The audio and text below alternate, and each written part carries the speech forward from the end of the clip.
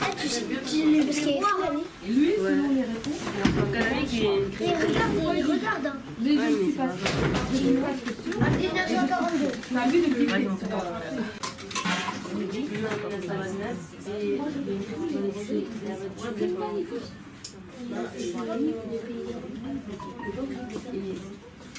Et il peut aller avec les codes. Ça va poser quand il va, il rentre dans le chômage.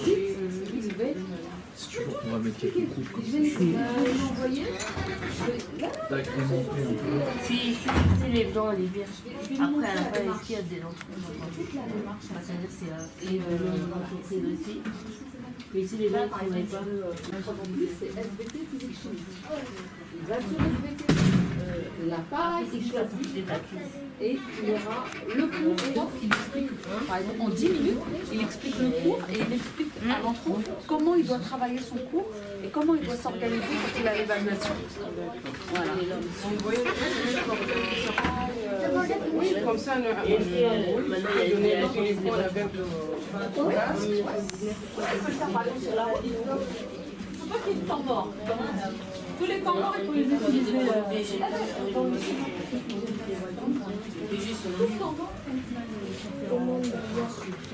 J'ai 10 minutes de marche.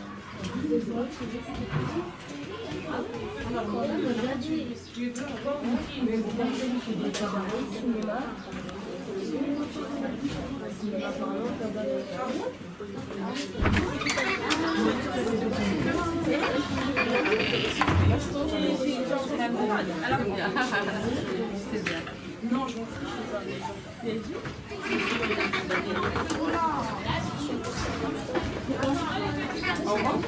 Au revoir. Non, mais non. La tête avant les pieds existe depuis déjà 3-4 ans. 3-4 ans. Et l'idée, c'est de faire en sorte que les enfants, les joueurs de la Dream Team, puissent concilier vie scolaire et vie sportive. Parce qu'on est parti sur un constat, on avait remarqué que les enfants ne venaient plus aux entraînements parce qu'ils étaient pénalisés par leurs parents, du fait qu'ils n'arrivaient pas à faire leurs devoirs à temps et qu'ils ne rendaient pas les devoirs à temps.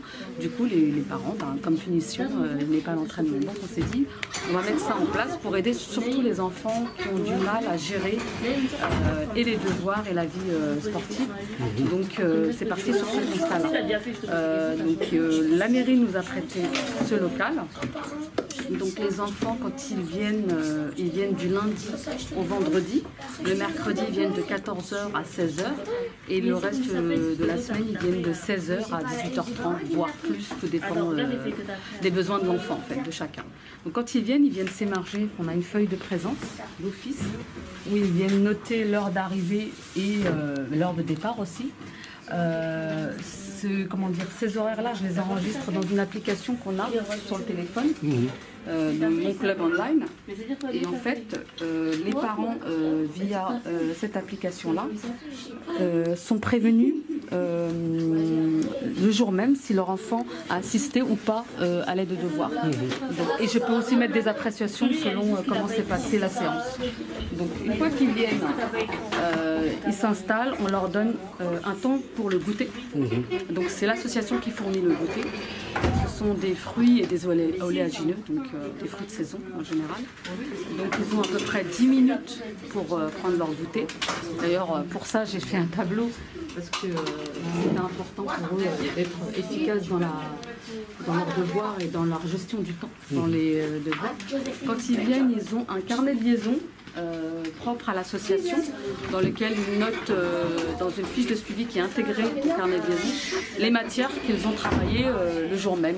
Pour nous, ça nous permet d'avoir un suivi, surtout que nous avons très souvent des bilans individuels avec les parents, en plus des bilans trimestriels que nous faisons avec tous les parents. Donc pour nous, c'est vraiment un outil indispensable. Donc quand ils viennent, ils sortent leur carnet de liaison, ils sortent leur agenda. Une fois qu'ils sortent leur agenda, nous on vérifie les devoirs. Et pour les collégiens, systématiquement les collégiens, ils vont sur la plateforme Pronote. Et nous on vérifie systématiquement les devoirs qu'ils ont à faire et on les aide à gérer les devoirs dans la semaine, ainsi que les évaluations. C'est ça qui est le plus important. Donc une fois qu'ils s'installent, voilà, chacun s'installe, ils font leurs devoirs et ils ne sortent pas tant que ce n'est pas validé par un encadrant. Donc on a à peu près un encadrant pour 5 enfants. Et on a un roulement, c'est-à-dire qu'en fait on a un premier groupe de primaires qui viennent. En général, ceux-là travaillent de 16h30 à 17h30. Et on a un deuxième groupe, les collégiens, qui arrivent entre 16h30 et 17h30 et jusqu'à 18h30, 19h. Donc voilà, tout est validé par les encadrants et ils ne sortent pas tant que ce n'est pas validé. C'est super important. Donc voilà, on a de la chance parce que surtout pour les primaires, on est constamment en échange avec les enseignants dont les enfants sont là. Donc ils savent qu'ils font partie du dispositif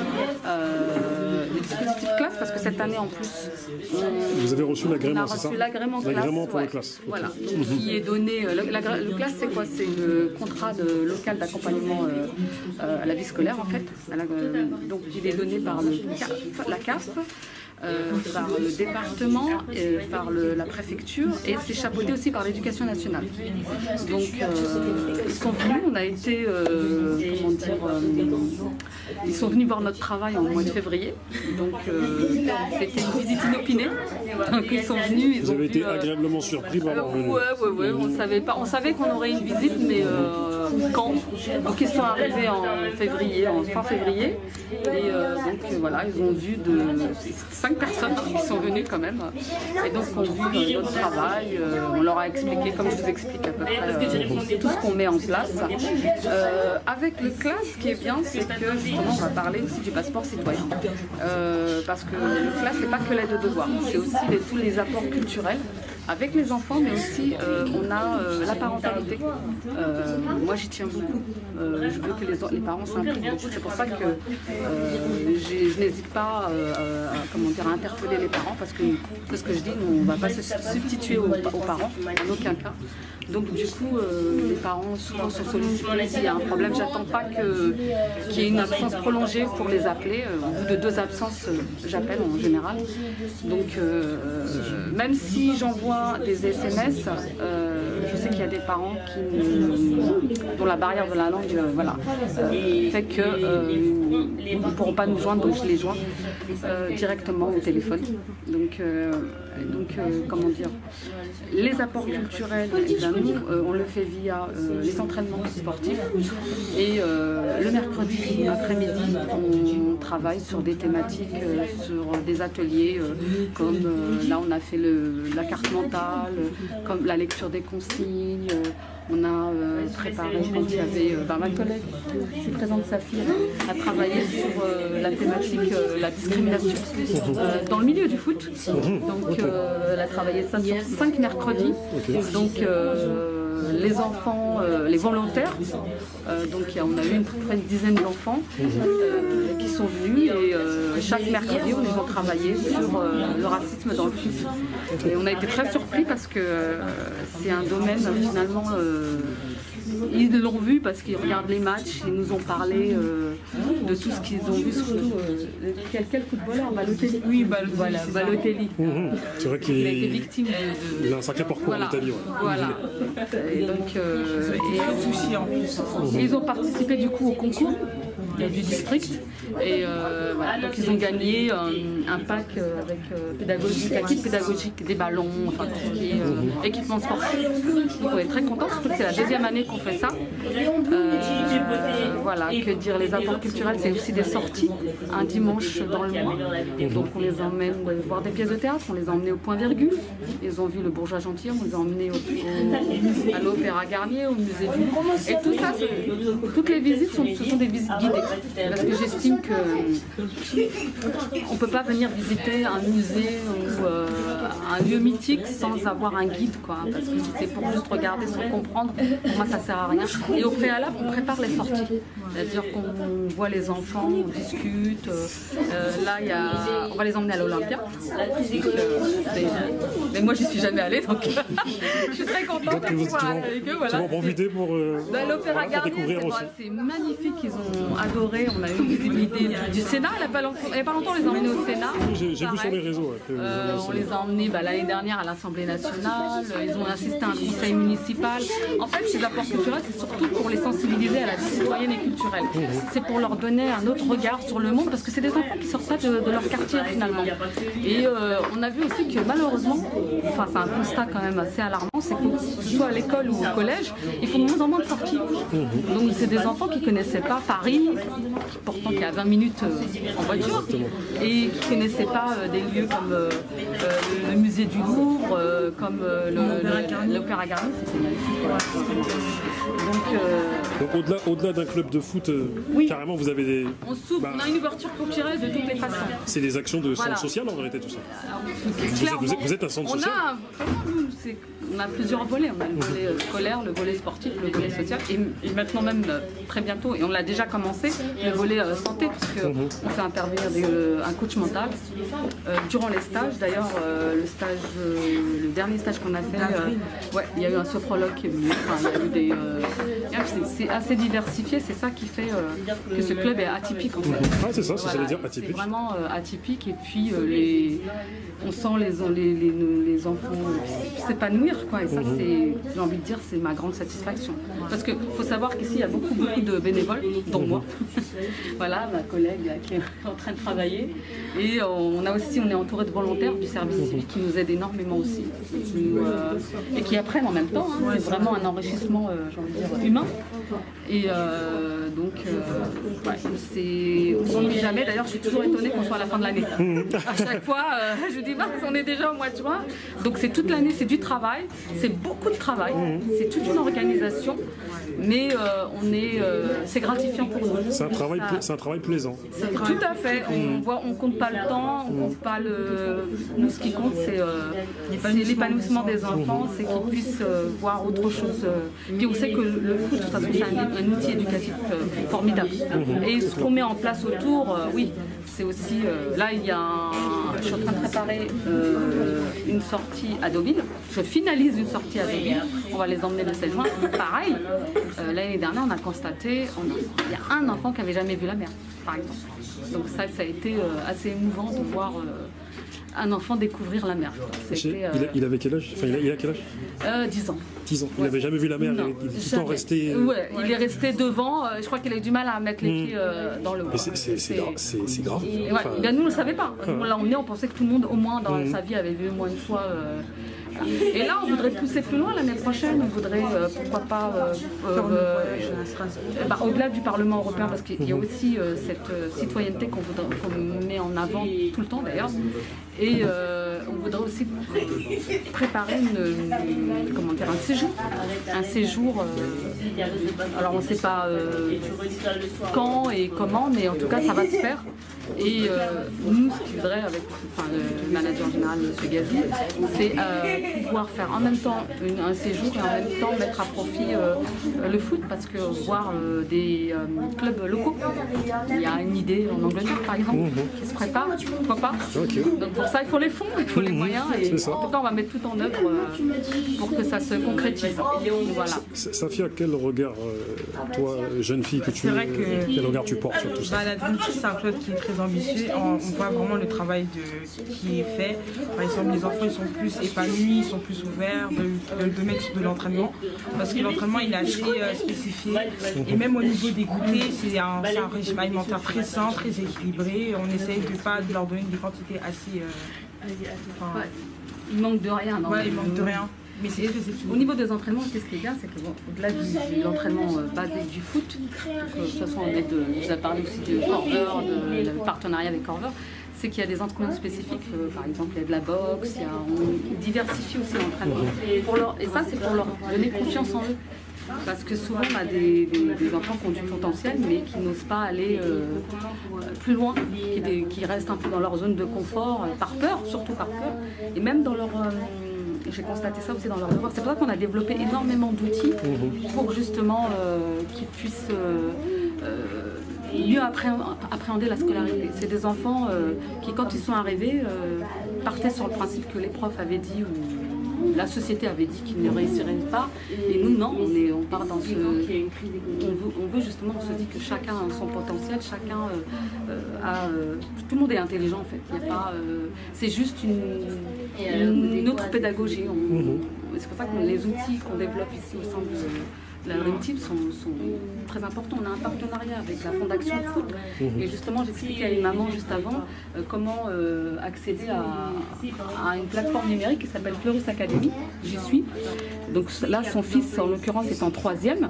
Donc je lui ai montré comment faire, parce que tous les mercredis après-midi, en plus des apports culturels que nous mettons en place via des ateliers, il y a aussi, on fait des cours particuliers pour les 3e. Donc tout le mois, ça a commencé déjà le mois de mai. Donc chaque mercredi ils viennent et ils sont 6 cette année. Voilà, et donc ils viennent et on travaille voilà, pour préparer le brevet. L'année dernière on a eu 100% de réussite du brevet et on a eu même des mentions. Il y en a un qui a eu mention très bien, donc on est fiers. On est fiers vraiment. Voilà. Mais c'est aussi bien noté niveau foot, hein, puisque les U8, non c'est les U9.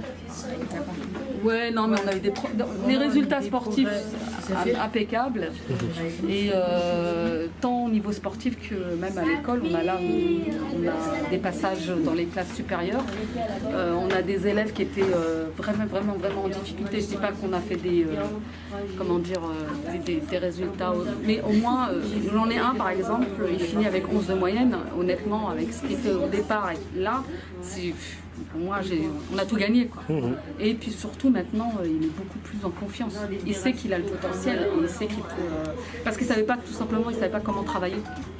Mais donc, avec Dream Team, vous faites ce que des clubs financés à des millions ne font pas. Parce que voilà, on connaît tous des managers qui ont des petits, qui sont dans des gros clubs. Et c'est ce qui manque dans ces gros clubs. C'est tout un suivi social, psychologique. Et c'est ce qui fait que beaucoup sont en fin de carrière avant même d'avoir commencé. Nous, c'est très important parce qu'on sait que de toute façon, dans le club, on a des situations familiales compliquées. On est obligé de faire avec, j'ai envie de dire. Non, parce qu'on peut très bien faire comme dans certains clubs. Pas obligé d'être des grands clubs. Nous, on ne veut pas s'arrêter à ça parce que de toute façon, moi, je rends un peu l'appareil parce que dans ma jeunesse, dans mon enfance, j'ai pu évoluer grâce à des centres sociaux qui nous ont, pareil, emmenés à des sorties magnifiques, qui nous ont aidés scolairement. Et moi, pour moi, je rends l'appareil. Tout ce qu'on moi, on m'a donné, je le redonne à ces enfants. Donc, ouais, nous c'était, j'ai envie de dire, complètement spontané, naturel de le faire.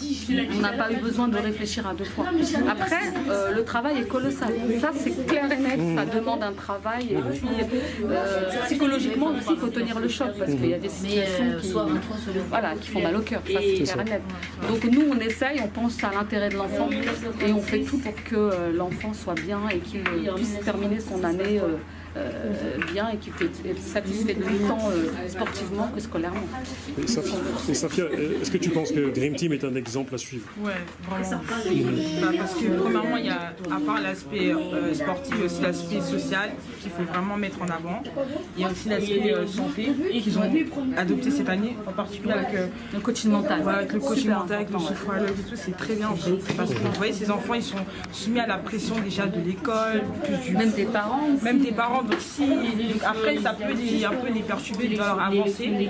Donc c'est vraiment bien que la Dream Team elle a mis en place des choses comme ça. Au moins ils pourront on va dire se défouler, ils pourront être mieux. On accorde énormément de temps à cet aspect-là. C'est vrai que tu as raison de souligner. Nous c'est maintenant tellement naturel. C'est vrai que toi quand tu arrives, ça fait pas longtemps que tu vois ça en place. Nous, ça fait tellement d'années qu'on fait ça. Mais à la Dream Team, j'ai vu qu'il y avait vraiment le côté humain, le côté progressiste et ça c'est bien. Et puis le fait des règles de vie en général, parce que ces enfants-là n'avaient pas de règles. Donc c'était un peu fouillé dans leur tête. Vous savez, les enfants, quand on leur donne pas des barrières, quand on leur donne pas des règles de vie à suivre, et ben ils sont perdus. En fait, ils ne savent plus et puis ils dévient. Donc le fait de venir, de mettre un temps, d'encadrer tout ça. Là, on a remarqué que ces enfants n'arrivaient plus en retard à l'école, avaient moins de mots dans leur carnet de liaison. Au niveau du respect des parents, ça va mieux. Parce que je vous dis, nous, on n'attend pas d'avoir un problème. On essaie d'anticiper, on voit bien, et puis on se calque un petit peu parce qu'on leur donne leur temps de parole, c'est hyper important. Et puis quand ça va pas, on est dans la communication, on est beaucoup dans la communication. Donc moi, je n'hésite pas à faire venir les parents, on discute 2-3 heures. L'idée, c'est que de faire en sorte que voilà, qu'il n'y ait pas de problématique qui serait un frein à l'épanouissement de l'enfant. Et pour finir, quelque part, vous ravivez cette ambiance qu'il y avait avant, c'est-à-dire cette éducation collective qu'il y avait jadis. Oui. Parce qu'aujourd'hui, on se rend compte qu'il y a moins d'adultes dehors, moins de mamans dehors, moins de grands, moins de grandes. Vrai. Et du coup, les enfants s'éduquent tout seuls. C'est pour ça qu'on a mis c'est tout à fait ça. Et c'est pour ça qu'on a mis en place le Café des familles, qui a lieu tous les mercredis et qui est un moment convivial, un moment d'échange entre les parents entre eux-mêmes et les parents avec les éducateurs sportifs et même avec nous, avec tout le bureau. Et on en profite durant le Café des familles pour mettre en place des ateliers autour de l'enfance. On fait intervenir des professionnels. L'année prochaine, j'ai 2 professionnels qui vont venir pour parler de la bienveillance, de l'éducation non violente. C'est très important. Et comment dire, et on vient au social. On a vu qu'il y avait des parents dans l'administration qui avaient des soucis, donc ils viennent nous voir si on doit écrire un courrier pour eux, si on doit comment dire, s'ils ont besoin de l'ordinateur pour leur dossier, on leur prête, on leur met à disposition de ce qu'ils veulent. C'est vrai que le lien social aussi avec les parents, la parentalité, je vous dis, c'est un élément très important. Et pareil, on met vraiment l'accent sur ça parce que l'année prochaine, je pense qu'on va le mettre encore plus haut, c'est le fait de faire participer les parents lors des matchs, surtout. Ça, c'est un domaine qu'on est en train de travailler sérieusement. C'est vrai qu'on a un peu plus de mal, mais c'est pour ça que le mercredi, le Café des familles nous permet justement cet échange-là. Voilà. En tout cas, merci à vous et très bonne continuation. Et merci. Et chapeau, merci pour vos encouragements. Et chapeau. Merci, c'est gentil. Avec la technologie qu'on va leur mettre à disposition dans leurs chaussettes pour suivre un peu comment ils vont pouvoir se déplacer sur un terrain. Et tout ça, pour moi, c'est des choses que moi, quand j'étais plus jeune, je rêvais d'avoir. Donc pour moi, c'est vraiment un plaisir, un honneur de représenter la Massy Academy. Maintenant, par rapport à vous, moi, c'est vraiment plutôt en support. Vous êtes sur le terrain, direct aux séances. Donc ça, là-dessus, j'interviendrai pas. D'accord, je vous laisserai en totale autonomie. Maintenant, là où peut-être vous aurez besoin de moi... 2, 3... 4, 5, ça lance. D'accord? Il faut que tu te prépares. D'accord? Là, c'est redoublement. Ici, Nadir, tu donnes à toi, tu vas chercher Chayad. Chayad, tu vas chercher Enoch. La qualité de ta passe, ça va être super important. Tu poses correctement. Ici, lui, il va pouvoir revenir. Là, lancer. Le timing dans ta course. Un coup à droite, un coup à gauche. Mettez de la qualité! Ouais! Bien joué! C'était intéressant!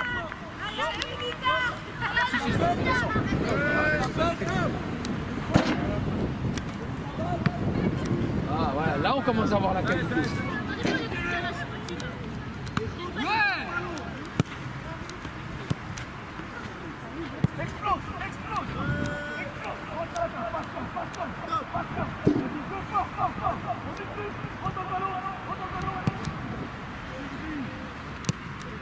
Attaque ta balle, attaque ta balle, attaque ta balle,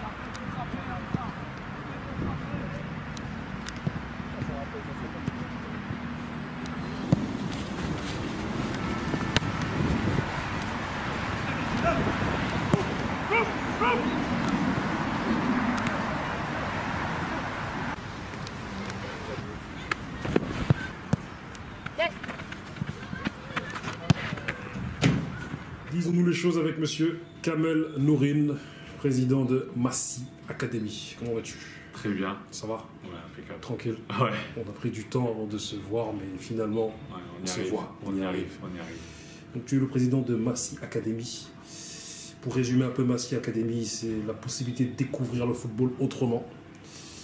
C'est 3 à 4 entraînements par semaine, plus match, pluralité des entraînements, une structure agréée classe, un volet citoyenneté avec le passeport citoyen, en quelques mots. Mais avant de parler de Massy Academy, j'aimerais que tu me parles un peu de toi. Ok. Comment t'en es venu à devenir président et ta petite genèse à toi. Ok. Alors moi je suis massicois depuis maintenant une dizaine d'années. J'ai grandi à Compiègne dans l'Oise, donc c'est là-bas où j'ai commencé le football. Donc après je suis allé faire mes études à Amiens et je suis venu en région parisienne pour travailler. Donc d'abord j'ai habité à Ris-sur-Rungis quelques années et puis je me suis rapproché de Massy parce que je travaillais à Massy. Je me suis marié à Massy, j'ai eu mes enfants sur Massy. Pur Massy quoi. Voilà, exactement. Et j'ai toujours voulu m'impliquer aussi donc au niveau associatif. Et j'étais coach en fait à la Massy Academy il y a cela quelques années. J'entraînais les plus petits. Et suite à une rupture du tendon d'Achille, à une blessure, j'ai dû m'arrêter, donc plus d'entraînement, plus de football. Et puis j'ai repris, donc je suis toujours resté en contact avec le club. Et donc on a décidé de renouveler un peu le bureau. Et suite à ce renouvellement, je me suis présenté pour être président et j'ai été élu en avril 2019. Tout fraîchement. Voilà, tout fraîchement. Donc, du coup, la genèse de ce club de Massy. Alors Massy Academy. Ouais, ça date. La genèse, elle date de 2002. De 2002, donc ça s'appelait pas la Massy Academy. Donc à la base, c'était un club plutôt pour entre amis, orienté plutôt futsal. Et puis après, ça a commencé à s'organiser pour du foot à 11 pendant quelques années, donc des plus petits jusqu'aux seniors. Puis il y a eu une volonté de vraiment créer une école de foot pour accompagner les enfants, les faire évoluer, mettre vraiment en application des méthodes reconnues. Et donc ça a donné lieu à la Dream Team. Et puis là, depuis maintenant un an, la Massy Academy, avec une vraie école de football qui vont des U7 jusqu'au U14. On sait que, je le disais tout à l'heure dans l'intro, 3-4 entraînements par semaine, plus les matchs. Ouais. On sait que vous avez adopté aussi une méthode qui s'appelle la méthode Cover. Est-ce que tu peux nous en dire quelques mots? Tout à fait. C'est une méthode qui vient de Hollande.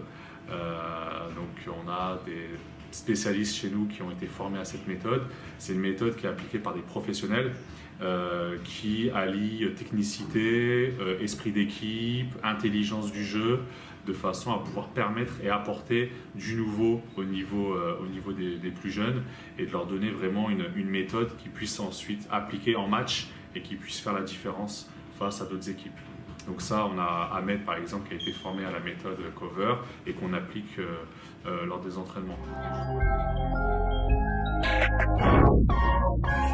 Medine Goyi, ambassadeur pour la méthode Cover, la Dream Team de Massy, le premier club avec lequel on a signé un partenariat ici en Ile-de-France.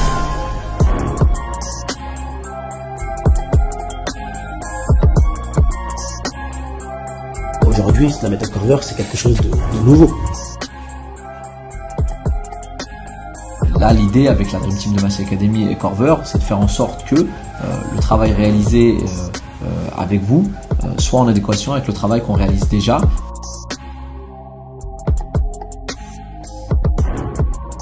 Aujourd'hui, nous sommes là et nous avons 1 an et demi de travail avec des résultats qui sont vraiment flatteurs, en tout cas pour nous. La volonté profonde, c'est d'apporter un plus au public commun. Et juste pour la petite histoire, lorsqu'on a des enfants qui changent de club parce que voilà, nous on s'arrête au U14 et qui évoluent, les clubs nous disent que voilà, il y a un plus par rapport à cette méthode, par rapport à d'autres enfants qui justement n'ont pas connu la méthode Cover. Donc il y a une vraie valeur ajoutée avec cette méthode.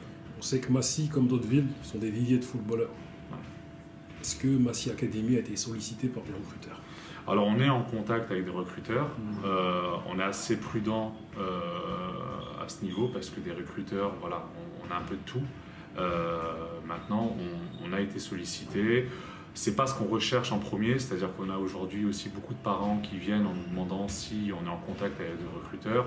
Nous, notre mission première, c'est aussi que l'enfant puisse progresser, s'épanouir. Et après, ça vient naturellement. Mais ce n'est pas ce qu'on va chercher d'abord. Donc on essaie de freiner les parents qui, eux, peut-être avec les médias, avec ce qu'ils entendent à gauche, à droite, vont nous demander, oui, au fait, les recruteurs, ils viennent quand, etc. On reste quand même prudent parce que Voilà, l'expérience nous a montré aussi qu'en essayant d'aller trop vite, on pouvait aussi se brûler les ailes, avoir affaire à des personnes qui n'étaient pas fiables. Donc ça vient naturellement et on accompagne les parents et vraiment on est au plus près des recruteurs de façon à s'assurer que ça se passe le mieux possible et que voilà, l'enfant ne parte pas sans savoir avec qui, comment, etc. On sait qu'aujourd'hui, les parents parfois sont même plus motivés que les enfants. Ah ouais, ça arrive souvent. On a fait une réunion là, à la rentrée et bon, c'était la rentrée, donc voilà, explication du projet, des entraînements, etc. Il y avait un parent qui nous a posé la question pour le premier jour, c'est à partir de quand que les recruteurs viennent, etc. Donc oui, c'est vrai, hein, c'est vrai. Et, on a les médias, on a les transferts à plusieurs millions qui font tourner la tête aux enfants et aux parents. Donc, je ne sais pas si on le voit de plus en plus, mais en tout cas, moi, depuis que je suis président, j'ai été déjà confronté à 2-3 demandes de ce niveau. Donc, il y a plein d'aspects. Au-delà du sportif, il y a d'autres aspects à gérer, quoi. Ouais, en fait, tu as le sportif, donc vraiment l'entraînement, la progression, etc. Mais après, tu as l'extra sportif qu'on essaye aussi de gérer, alors à travers d'autres volets, mais qu'on abordera après. Mais oui, la relation avec les parents, avec les établissements scolaires, ce que fait l'enfant aussi à côté, est-ce que son comportement est bien, est-ce que les valeurs que nous, on essaie de lui apporter, il sait les mettre en pratique à la maison, à l'école, etc. Donc, c'est important. Quand on porte effectivement le maillot de la Massy Academy, on aime bien aussi que voilà, quand on le porte à l'extérieur, que ces valeurs elles soient sur le terrain, mais aussi à l'extérieur du terrain, c'est important. On sait que, comparé à d'autres structures qui sont plus axées sur les performances et les résultats, Massy Academy est dans une autre dynamique. Ouais. C'est-à-dire, vous êtes autant une structure sportive que sociale. Par exemple, vous mettez un point d'honneur à ce que les jeunes aient de bons résultats scolaires, d'où cet agrément aux classes. Oui, tout à fait. Ça fait depuis maintenant un peu plus d'1 an qu'on a un agrément qui est classe, donc contrat local d'accompagnement scolaire, qui est attribué donc, à des associations. Donc, pour avoir l'agrément, on passe un certain nombre de critères, de visites, donc de la part de la CAF, du département, de la préfecture. Donc ils sont venus ici dans nos locaux, ils ont regardé un petit peu notre méthode, les personnes qui accompagnaient les enfants, et on a eu cet agrément. Donc c'est une reconnaissance finalement du travail qu'on peut apporter aux enfants, au-delà du football, mais aussi au niveau de l'accompagnement scolaire. Vous avez aussi le volet citoyenneté. Ouais, par le passeport citoyen. Oui, tout à fait. C'est une initiative qui a été mise en place, d'ailleurs, qui a été récompensée par la Fédé à travers le Fonds d'Action. Ce passeport citoyen, on part du principe qu'on ne devient pas citoyen finalement qu'à 18 ans, mais que ça s'apprend, on apprend à devenir citoyen, et que ce passeport citoyen, c'est aussi un moyen aux plus jeunes de découvrir ce qui nous gouverne, comment fonctionne la France, une mairie, l'Assemblée nationale, les députés, et ça c'est important parce que finalement c'est aussi comme ça qu'on implique les plus jeunes dans la politique, mais aussi dans ce qui va permettre demain de s'épanouir, de trouver une vocation, de pouvoir comprendre à quoi ça sert de voter, comment fonctionne un élu, quelles sont ses missions, etc. Donc pour nous c'est important et on a mis ça en place, on a fait des visites. On a été accompagné donc, par la mairie, on a visité plusieurs instances comme le Sénat et autres, et ça c'est des choses qui sont très importantes, et le retour qu'on a c'est que on ne savait pas, on ne connaissait pas, etc. Donc on est finalement complémentaires par rapport à ce qu'on peut apprendre en théorie à l'école, ce qui est très bien, et nous on essaie d'apporter vraiment une dimension supplémentaire en nous déplaçant dans ces instances et essayer de faire comprendre aux enfants que c'est important de s'y intéresser. Vous avez aussi le café des parents. Ouais, le café des parents, qui a été plusieurs fois reconnu comme super innovant par d'autres équipes, parce qu'il y a beaucoup d'équipes qui viennent, on les reçoit, donc le principe c'est simple, donc on est au bord du terrain, on met en place une tente et à disposition du café, du thé, et c'est gratuit. C'est gratuit, mais c'est un moment convivial qu'on partage avec les parents, parce que voilà, ils viennent, c'est des bénévoles, ils se déplacent, parfois ils ont fait plusieurs kilomètres, ils ont utilisé leur propre voiture, plutôt que rester dans le froid tout seul, voilà, c'est un moment convivial pour partager, discuter, sympathiser. Et en général, le feedback, il est super positif en se disant, bah, c'est la première fois qu'on voit ça, on devrait faire la même chose chez nous. Alors, tu en as même certains, des fois, qui nous donnent une pièce, 1 euro, etc. Parce qu'ils ne sont pas habitués à avoir du café et du thé gratuit. Comment ça? Et ils ne comprennent pas. Et on leur dit, non, c'est gratuit, c'est vraiment une initiative qu'on a, nous, développée parce que, pour nous, voilà, on doit aussi montrer l'exemple, nous en tant qu'encadrants, en tant que dirigeants, parce que discuter avec les parents, avec les coachs, etc., ça fait partie du boulot. Donc c'est pas que les entraînements, c'est essayer de créer une dynamique positive autour du sport et du football.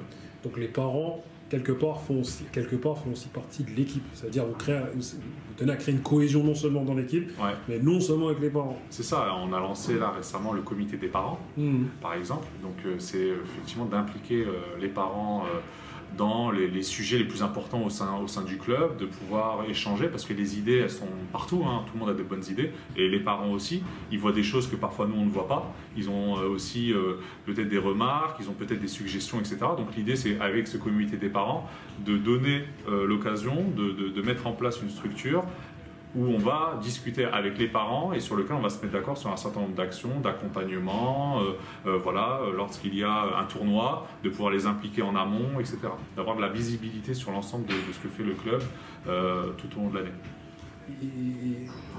On sait que pas mal de jeunes font et ont fait partie de grands clubs par le biais de recrutement et du coup, n'ayant pas été suffisamment accompagnés, ont dû se faire virer, toutes ces choses-là. Parce que voilà, ils découvraient les femmes à ce moment-là, ils découvraient l'opulence. Et quelque part, ce café des parents, il contribue à un espèce d'accompagnement par rapport à ce genre de problème notamment.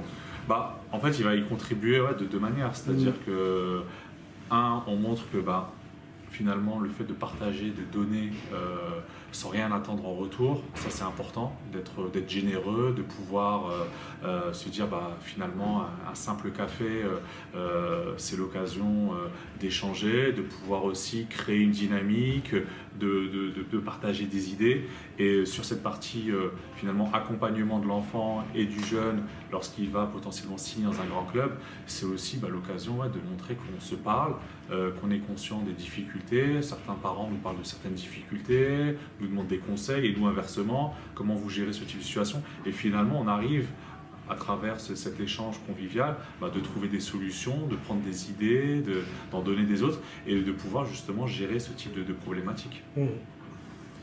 Pour finir, ce qui m'interpelle le plus avec Massy Academy, c'est que j'ai l'impression que ce club s'est fait presque tout seul.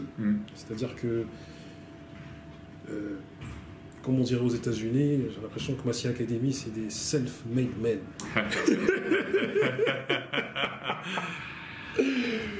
Comme dans beaucoup d'associations, ça repose beaucoup sur des personnes, et pas sur beaucoup de personnes au départ.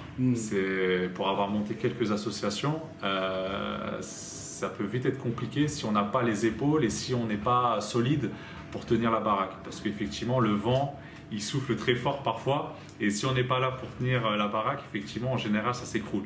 Donc, ça s'est pas fait, ça s'est fait, oui, avec un certain nombre de personnes, ça a été très compliqué, mais oui, ça repose sur Ahmed, par exemple, Mustapha, qui sont des historiques de ce club. Ahmed, c'est un pilier dans ce club, il l'a vu évoluer, il l'a vu grandir. Il a su s'entourer des bonnes personnes, parce que finalement, tout seul, on ne peut pas faire grand-chose. Donc, s'entourer, créer une dynamique, et puis finalement, de pouvoir faire en sorte que ça continue et qu'on puisse continuer à développer, apporter de nouvelles idées, de pouvoir apporter une nouvelle vision du football. Mais oui, ça repose sur parfois 1, 2, 3 personnes, mais parfois ça peut être suffisant pour après impulser une dynamique, une émulation auprès d'un plus grand nombre. Mais heureusement, je vais dire, il y a quand même des aides. Je vais pas dire qu'il n'y en a pas. On a la mairie qui nous donne une subvention, qui nous prête ses locaux. On espère qu'ils vont s'agrandir. On espère qu'on va avoir des locaux peut-être un peu plus appropriés par rapport au nombre d'enfants. On espère aussi qu'il va y avoir le terrain qui va être refait, agrandi.